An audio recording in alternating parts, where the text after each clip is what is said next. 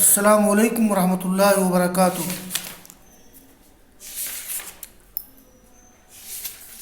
عزیز طلبہ، غزوہ فتح مکہ کے تعلق سے ابواب اور احادیث کا درس ہو رہا ہے۔ یہ ایک باب شروع ہوا تھا، باب این رکز النبی صلی اللہ علیہ وسلم الرایۃ یوم الفتح۔ تو اس باب کی ایک طویل حدیث کا درس ہوا ہے، اور آج بھی اس باب کی بعض حدیث کا درس ہوگا۔ قال امام بخاری رحمہ اللہ حدثنا ابو الولید قال حدثنا شعبۃ عن معاویہ بن قرہ قال سمعت عبد اللہ بن مغفل یقول رأيت رسول اللہ صلی اللہ علیہ وسلم یوم فتح مکہ علی ناقته وهو يقرأ سورة الفتح يرجع وقال لولا يستمع الناس حولي لرجعت كما رجع۔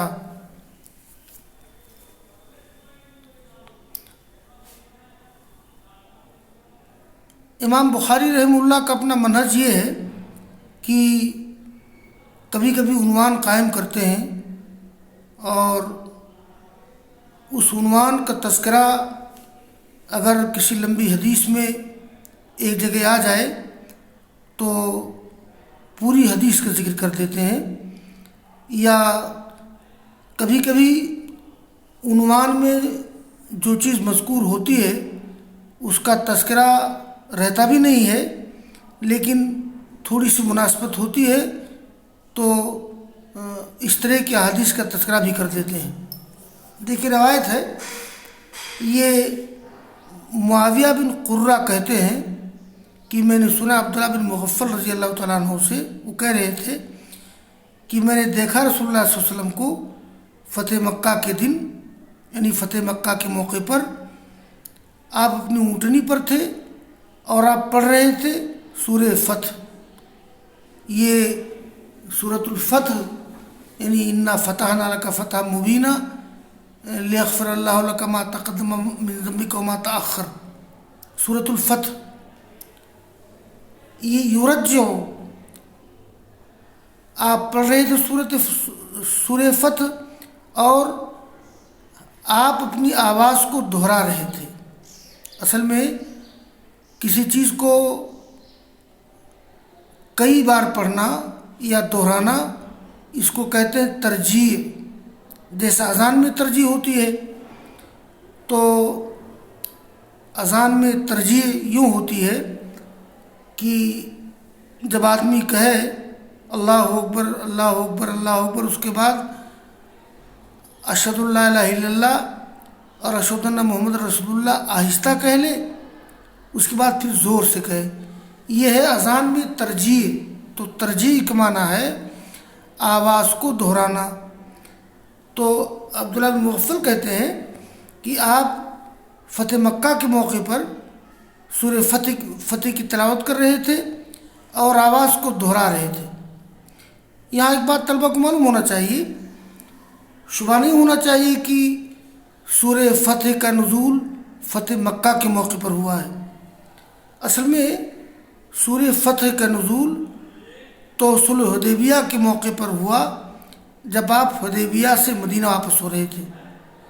جب رسول اللہ صلی اللہ علیہ وسلم مقام حدیبیہ سے مدینہ واپس ہو رہے تھے تو راستے میں سورۃ الفتح کا نزول ہوا ہے۔ باقاعدہ اس کی تفصیل ہے روایات میں، اور فتح مکہ کے موقع پر آپ اس لیے اس کو پڑھ رہے تھے کہ اللہ رب العالمین نے صلح حدیبیہ کو جو فتح مبین قرار دیا ہے، اس لیے کہ صلح حدیبیہ ہی کی وجہ سے مکہ کی فتح کا راستہ ہموار ہوا، اسلام کی دعوت و تبلیغ کا ماحول بنا، اور یہ دعوتی نقطہ نظر سے، دعوتی و تبلیغی اعتبار سے بڑا فائدہ ہوا رسول اللہ صلی اللہ علیہ وسلم کو، مسلمانوں کو۔ تو گویا صلح حدیبیہ اس لیے فتح مبین تھی کہ اس نے فتح مکہ کا راستہ ہموار کیا۔ دیکھیے، سن 6 ہجری میں صلح حدیبیہ ہوتی ہے اور 2 سال کے بعد سن 8 ہجری میں پھر مکہ فتح ہو جاتا ہے۔ تو دراصل صلح حدیبیہ میں جو فتح ہوئی تھی مسلمانوں کو، اس لیے بھی اس کو فتح کہا گیا کہ صلح حدیبیہ کی فتح مبین۔ صلح حدیبیہ دراصل یہ مکہ کے فتح ہونے کا پیش خیمہ یا اس کا مقدمہ تھا۔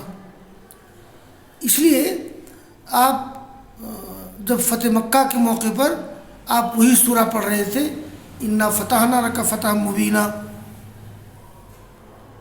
یہ بات میں نے اس لیے کہہ دی کہ طلبہ کو غلط فہمی نہ ہو کہ سورۃ الفتح کا نزول یعنی فتح مکہ کے موقع پر ہوا ہے۔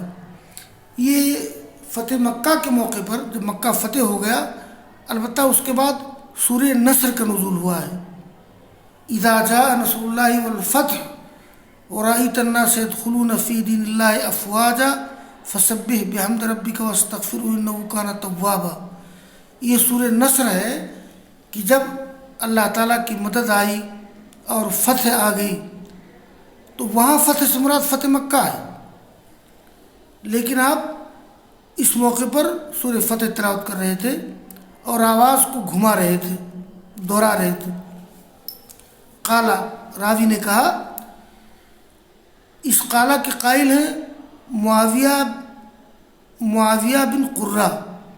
یہ معاویہ بن قرہ کہتے ہیں کہ یہ اے رجعت کما رجع عبداللہ بن مغفل یا کہ نبی، یعنی معاویہ بن قرہ کہتے ہیں کہ اگر اس بات کا ڈر نہ ہوتا کہ لوگ اکٹھا ہو جائیں گے میرے ارد گرد، تو میں بھی اسی انداز سے آواز کو دہرا کر کے سورہ فتح پڑھتا جیسے کہ عبداللہ بن مغفل نے رسول اللہ صلی اللہ علیہ وسلم کی نقل کرتے ہوئے سورہ فتح پڑھی تھی، آواز کو دہراتے ہوئے۔ تو یہ جو ہے قالا کا فاعل کون ہے؟ قالا معاویہ بن قرہ لولا یجتمع الناس حولی لرجعت کما رجع، اے رجعت کما رجع عبداللہ بن مغفل یحکی النبی صلی اللہ علیہ وسلم۔ یہ آگے کی روایت ہے۔ حدثنا سلیمان بن عبد الرحمن، قال امام بخاری رحمہ اللہ حدثنا سلیمان بن عبد الرحمن قال حدثنا سعدان بن یحییٰ قال حدثنا محمد بن ابی حفصہ عن الزہری عن علی بن حسین عن عمرو بن عثمان عن اسامہ بن زید انہ قال زمن الفتح یا رسول اللہ این ننزل غدا؟ قال النبی صلی اللہ علیہ وسلم وهل ترك لنا عقیل من منزل؟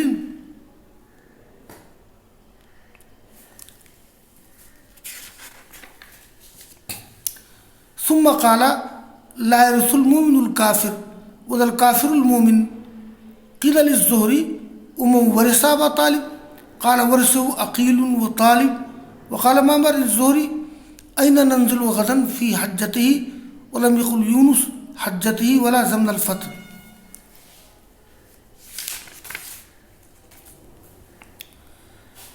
یہ فتح مکہ کے موقع پر ایک بات یہ سامنے آئی تھی رسول اللہ صلی اللہ علیہ وسلم کے سامنے کہ ہم لوگ کہاں قیام کریں گے، کہاں ٹھہریں گے. تو ابھی آگے ایک روایت آ رہی ہے کہ رسول اللہ صلی اللہ علیہ وسلم نے مقام خیف میں اپنا خیمہ لگوایا تھا، وہیں ٹھہرے تھے. یہ منی میں مقام خیف میں جہاں مسجد خیف ہے. تو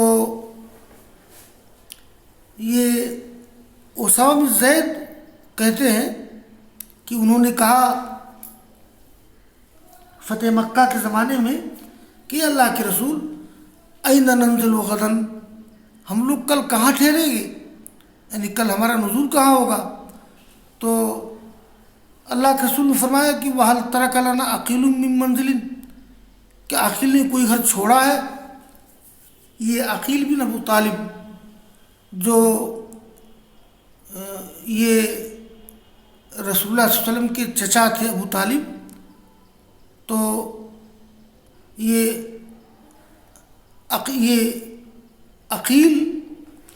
عقیل یہ آگے ذکر آئے گا ابھی کہ یہ جعفر بن ابی طالب، عقیل بن ابی طالب، ان کے کئی لڑکے تھے. تو آپ نے کہا کہ قد کان، یہ کیا ہمارے لیے عقیل نے کوئی گھر چھوڑا ہے؟ اصل میں آپ نے اس لیے فرمایا کہ عقیل نے سارے گھر بیچ دیے تھے اور یہ بعد میں مسلمان ہوئے. یعنی آپ کے کہنے کا مطلب یہ ہے کہ لو ترک بدون البیع لنزلنا فیہا، اگر عقیل بیچتے نہیں گھروں کو، چھوڑ دیتے، ہم وہاں اترتے. تو اصل میں عقیل نے سارے گھر بیچ دیے تھے اور بعد میں مسلمان ہوئے. اور چونکہ یہ کافر مومن کا وارث نہیں ہوتا ہے، نہ مومن کافر کا وارث ہوتا ہے. ثم قال، پھر آپ نے فرمایا لا یرث المؤمن الکافر والکافر المؤمن، نہ تو مومن کافر کا وارث ہوتا ہے نہ کافر مومن کا وارث ہوتا ہے. یہ اصل میں وراثت میں ایک بحث ہے کہ موانع ارث کیا ہیں. تو موانع ارث میں جیسے غلامی ہے، قتل ہے، اختلاف دین ہے. یعنی اگر کسی وارث نے قتل کر دیا اپنے مورث کو، جیسے کسی بیٹے نے باپ کو قتل کر دیا، تو بیٹا باپ کا وارث نہیں ہوگا. یا کوئی اگر غلام ہے تو غلام کسی کا وارث نہیں ہوتا ہے. اور اگر اختلاف دین ہے تو جیسے مومن کافر کا وارث نہیں ہوگا، کافر مومن کا وارث نہیں ہوگا. یہ معنی اس میں ایک ذکر کیا جاتا ہے اختلاف دار، اختلاف ملک. یعنی اگر ملک الگ الگ ہو، جیسے ایک باپ پاکستان میں ہے اور بیٹا ہندوستان میں ہے، تو عام طور پر وراثت کی کتابوں میں جو ذکر کیا جاتا ہے کہ ہندوستان میں رہنے والا بیٹا پاکستان میں رہنے والے باپ کا وارث نہیں ہوگا. لیکن یہ بات درست نہیں ہے. اختلاف دار یا اختلاف ملک کا اعتبار نہیں ہے شریعت کی نظر میں. خیر، آپ نے فرمایا کہ مومن کافر کا وارث نہیں ہوگا، نہ کافر مومن کا وارث ہوگا. ابن شہاب زہری سے کہا گیا پھر کہ من ورث ابا طالب، یعنی ابو طالب کا وارث کون ہوا؟ تو آپ نے کہا کہ ورثہ عقیل و طالب، ان کے وارث کون کون ہوئے؟ عقیل اور طالب. اصل میں ابو طالب کے کئی لڑکے تھے، جیسے یہ عقیل، طالب. تو من ورث ابا طالب، کون وارث ہوئے ابو طالب کے؟ تو کہا کہ یہ ان کے وارث کون ہوئے؟ عقیل اور طالب وارث ہوئے. اچھا، عقیل اور طالب یہ دونوں کافر تھے. طالب کی وفات ہو گئی غزوہ بدر سے پہلے اور عقیل بعد میں مسلمان ہوئے.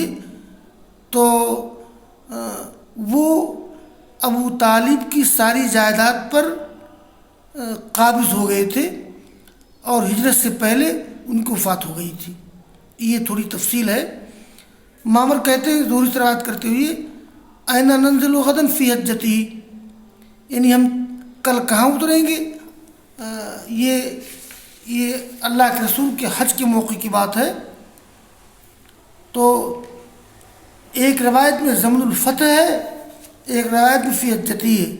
اور یونس نے نہیں کہا حجتی اور نہ ضمن الفتح. آگے کی روایت ہے قال امام بخاری رحمہ اللہ حدثنا ابو الیمان قال حدثنا شعیب قال حدثنا ابو الزناد عن عبد الرحمن عن ابی ہریرہ رضی اللہ عنہ قال قال رسول اللہ صلی اللہ علیہ وسلم منزلنا انشاءاللہ اذا فتح اللہ الخیف حیث التقاسم وذا الکفر. جی ذکر آیا نا کہ میں نے بتایا تھا ابھی کہ فتح مکہ کے موقع پر آپ نے مقام خیف میں خیمہ لگوایا تھا اور وہیں ٹھہرے تھے آپ، اس لیے کہ آپ کے خاندان کے جو عقیل طالب وغیرہ تھے، تو طالب تو خیر یہ غزوہ بدر سے پہلے مر گئے تھے اور عقیل بعد میں مسلمان ہوئے تھے، اور عقیل نے یہ سارے گھر بیچ دیے تھے اور اس کے بعد مسلمان ہوئے تھے، تو کوئی گھر آپ کا چھوٹا نہیں تھا۔ آپ نے فرمایا کہ ہمارے ٹھہرنے کی جگہ انشاءاللہ جب اللہ تعالیٰ فتح دے گا مقام خیف ہوگا، یہی آپ نے خیمہ بھی لگوایا تھا۔ یہ شیب ابی طالب کے پاس ایک گھاٹی ہے جہاں لوگوں نے کفر پر معاہدہ کیا تھا۔ یہ کفر پر معاہدے کا مطلب یہ ہے، یعنی قریش کے لوگوں نے یہ معاہدہ کیا تھا کہ بنو ہاشم سے خرید و فروخت نہ کی جائے، نہ ان سے شادی بیاہ کیا جائے، نہ ان کو پناہ دیا جائے، اور بنو ہاشم کو یہ شیب ابی طالب میں قید کر دیا تھا، محصور کر دیا تھا، نظر بند کر دیا تھا۔ اور آگے کی روایت ہے کہ قال امام بخاری رحمہ اللہ حدثنا موسیٰ بن اسماعیل قال حدثنا ابراہیم بن سعد قال اخبرنا ابن شہاب عن ابن سلمہ عن ابی ہریرہ رضی اللہ عنہ قال قال رسول اللہ صلی اللہ علیہ وسلم حین اراد حنینا، فرمایا رسول اللہ صلی اللہ علیہ وسلم نے جب آپ نے حنین کا ارادہ کیا، کیا مطلب؟